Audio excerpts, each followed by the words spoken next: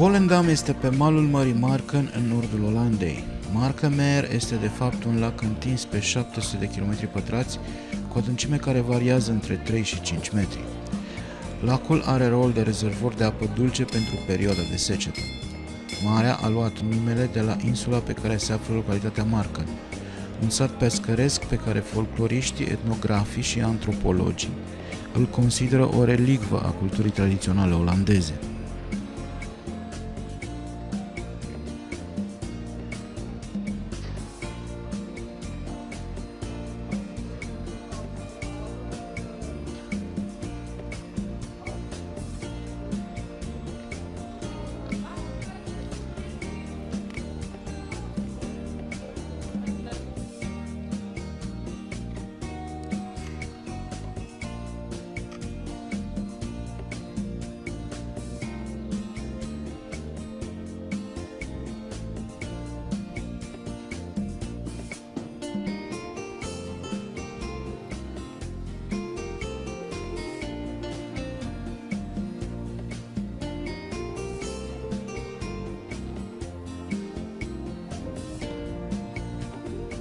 Volendam este cunoscut în primul rând ca și atracție turistică, dar și pentru faptul că de aici provin atât echipa de fotbal din localitate FC Volendam, care evoluează în prima divizie olandeză de fotbal, dar și faimoasa trupă BZN, foarte cunoscută în perioada anilor 70-80 pe plan internațional.